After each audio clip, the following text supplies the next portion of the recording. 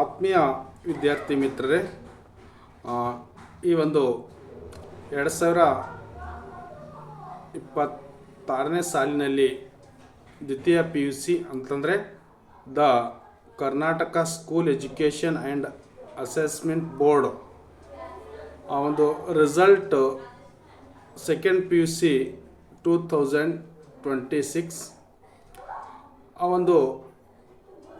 ಈ ಒಂದು result first week April 2026ರಲ್ಲಿ ಅನೌನ್ಸ್ಮೆಂಟ್ ಮಾಡ್ತಕ್ಕಂಥದ್ದು.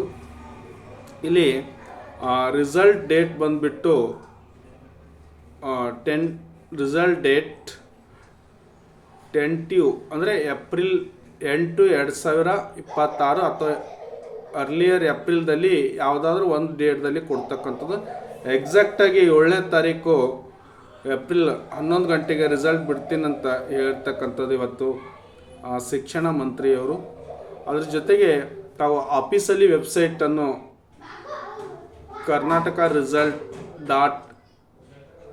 .nic.in ಅಂತಕ್ಕಂಥದ್ದು ತಾವುಗಳನ್ನು ನೋಡ್ಬೋದಾಗಿರ್ತಕ್ಕಂಥದ್ದು.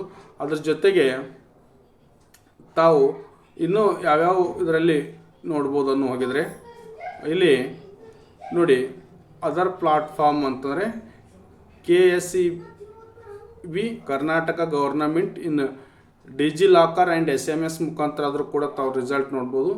ತಾವು ಬರೆದಿರ್ತಕ್ಕಂಥ ವಿದ್ಯಾರ್ಥಿಗಳು ಪಾಸಿಂಗ್ ಕ್ರೈಟೀರಿಯಾ ಅಂತನೂ ಹೋಗಿದರೆ ಇಲ್ಲಿ ಪ್ರತಿಯೊಂದು ಸಬ್ಜೆಕ್ಟಲ್ಲಿ ಲಾಸ್ಟ್ 30% ತಾವು ಮಾರ್ಕ್ಸ್ ಕೊಡಬೇಕು. ಟೋಟಲ್ ಅಗ್ರಿಗೇಟ್ ಏನಾಗಬೇಕಂತಂದರೆ 33% ಅಗ್ರಿಗೇಟ್ ಇರಬೇಕಾಗಿರ್ತಕ್ಕಂಥದ್ದು, ಅಂದರೆ 6 ಸಬ್ಜೆಕ್ಟನ್ನು ಒಳಗೊಂಡಿರ್ತಕ್ಕಂಥದ್ದು.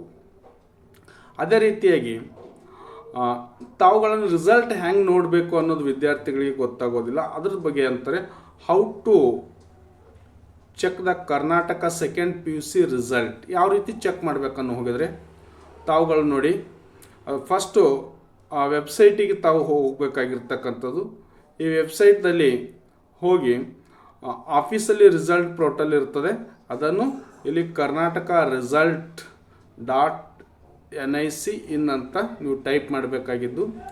ನೆಕ್ಸ್ಟ್ 2ನೇ ಸ್ಟೆಪ್ ಏನು ಮಾಡಬೇಕು, ಕ್ಲಿಕ್ ಆನ್ ದ ಲಿಂಕ್ ಮೇಲೆ ಕ್ಲಿಕ್ ಮಾಡಿದಾಗ ಅವಾಗ ಏನಾಗ್ತದೆ ಅಂತಂದರೆ ಸೆಕೆಂಡ್ PUC ಎಕ್ಸಾಮ್ 1 ರಿಸಲ್ಟ್ 2026 ಅಂತ ಬರ್ತದೆ. ಅದು ಆದ ನಂತರ ಕ್ಲಿಕ್ ಆದ ನಂತರ ನೀವೇನು ಮಾಡಬೇಕಂದ್ರೆ 3ನೇದು enter your register number as mentioned on the admit card. ಯಾವ ರೀತಿ ಅಂದರೆ ನಿಮ್ಮದು ಹಾಲ್ ಟಿಕೆಟ್ದಲ್ಲಿ ಯಾವ ರೀತಿ ರಿಜಿಸ್ಟರ್ ನಂಬರ್ ಅದನ್ನು ತಾವುಗಳನ್ನು ರಿಜಿಸ್ಟರ್ ಅಂದರೆ ಟೈಪ್ ಮಾಡಬೇಕಾಗಿರ್ತಕ್ಕಂಥದ್ದು. ಆ ನಂತರ 4ನೇದು ಸೆಲೆಕ್ಟ್ ಯುವರ್ ಸ್ಟ್ರೀಮ್ ಅಂತಂದರೆ ನೀವು ಸೈನ್ಸ್ ಇದ್ದೀರಿ, ಆರ್ಟ್ಸ್ ಇದ್ದೀರಿ ಅಥವಾ ಕಾಮರ್ಸ್ ಇದ್ದೀರಿ, ಅದನ್ನು ಸೆಲೆಕ್ಟ್ ಮಾಡ್ಕೊಳ್ಬೇಕಾಗಿರ್ತಕ್ಕಂಥದ್ದು.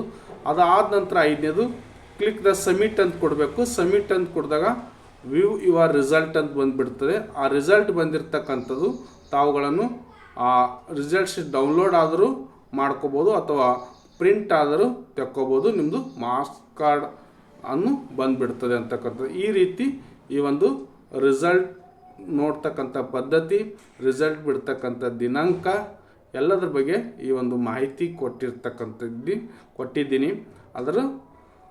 ಈ ವಿಡಿಯೋ ಇಷ್ಟವಾಗಿದ್ದಾದರೆ ಒಂದು ಲೈಕ್ ಮಾಡಿ, ಸಬ್ಸ್ಕ್ರೈಬ್ ಮಾಡಿ ಅಂತ ಹೇಳ್ತಾ ತಮ್ಮೆಲ್ಲರಿಗೂ 2026ರ ಸೆಕೆಂಡ್ PUC ರಿಸಲ್ಟ್ ಒಂದು ಕಾಂಗ್ರ್ಯಾಚುಲೇಷನ್ ಹೇಳ್ತಕ್ಕಂಥದ್ದು ಅಥವಾ ತಮಗೆ ಶುಭವಾಗಲಿ ಅಂತ ಹೇಳ್ತಕ್ಕಂಥದ್ದು.